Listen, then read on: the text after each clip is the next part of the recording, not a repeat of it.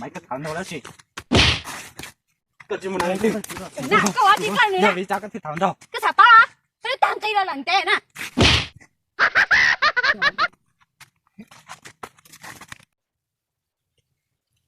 bài tiếp bài với shipper về lúc trong cái mẹ phát chơi trong gọi à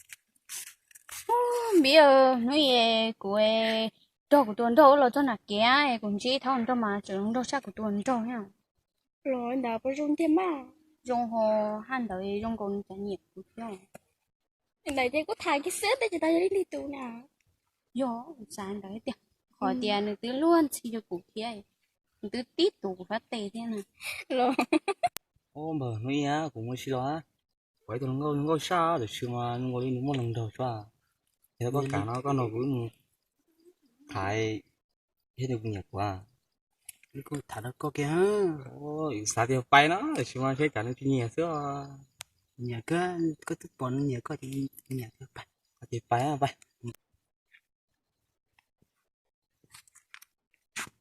bay có tôi xí tỏi yo ô yo ya iPhone nó về của mua xe của bỏ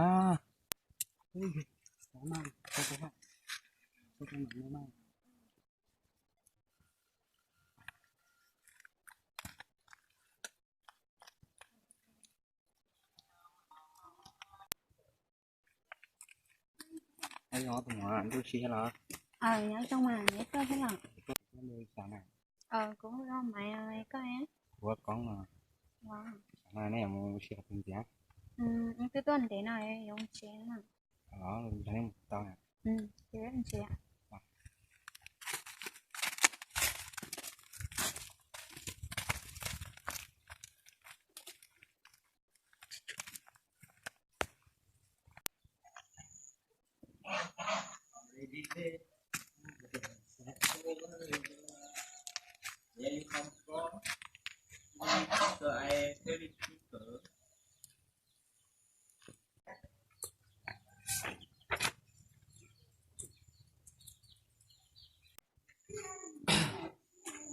chỉ sao ya tôi lỏ nhau không à đó là nó mới chuột hả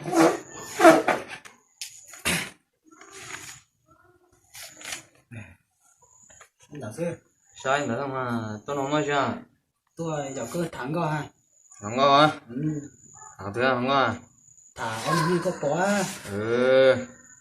anh ấy cũng nhẹ thế nhà thì cô phải thả ha một cái muỗng à nó nho ấy chú ấy chi ha một cái muỗng à thì không đợi chia không thẳng coi còn tới kia đó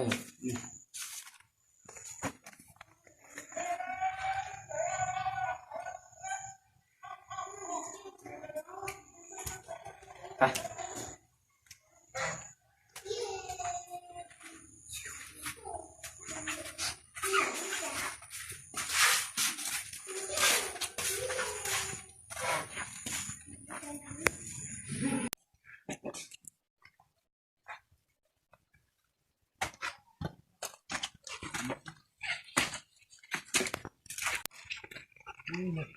bắt mình có ít thả được nữa ra cầm mình gì ra cầm gì đấy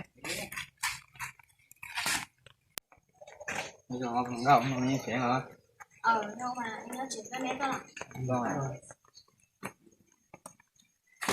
có được rồi đâu mình có nuôi sao cũng không máy nào em có mấy có con à có con gì nào chỉ đóng mà có con nào ta đâu mà chỉ có chỉ cả luôn làm sao đấy nhẹ nhẹ thấy không đúng rồi ta chỉ nhớ một con à không mà thì thích cho bé một chiều ta không mà bây giờ thì thích cho bé một chiều à cả nên không có luôn à ê dùng đất không có thiếu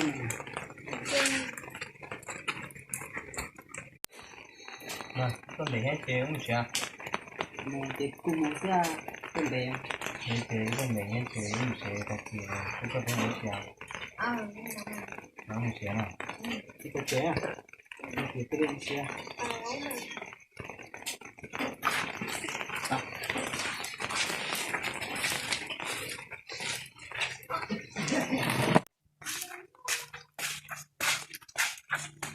Bà, cô nhỏ tôi gần ha. Em nhẹ đó, nhìn đồ nhỏ cũng nhẹ ha, coi á, nhẹ chắc lắm cũng đẹp cơ. Coi đi ta chỉ xem một chút.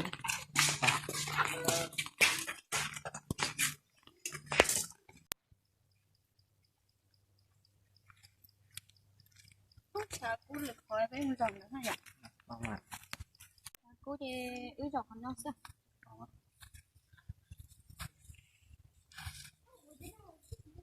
Phải không? Cứ dọc thì những dọc thôi à.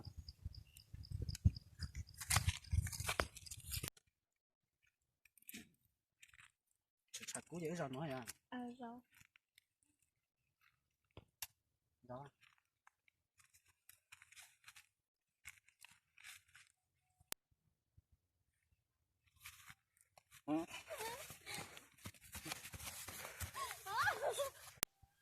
Tí về say rồi tiếng có tiêu. Nhân thế nào? Yeah. Thế chỉ bỏ ấy. Tí. Vì nó là cái lì hết với tuần để hết chế không chả à? Ô ly mà. Ly. À, không chả? Ừ.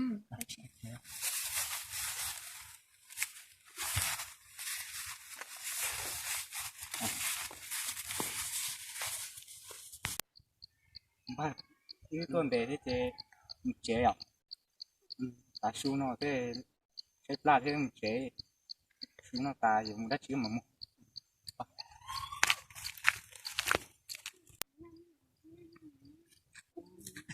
Chỉ có lưỡng câu đâu.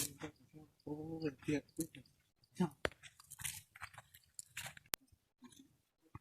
Mấy cái thằng đâu đó chị? Cơ chứ mà nói đi. Nè, câu ở chỉ con này Giờ nè. vì sao cái thằng thằng đâu? Cái sạp đó đó. Cái tam ti là lần tè nè. Không ai đâu.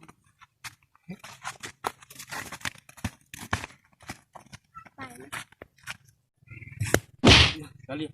Lưỡng câu mới chống hoàn thiện luôn. Thì suy cho chúng tôi dùng lên nửa nè.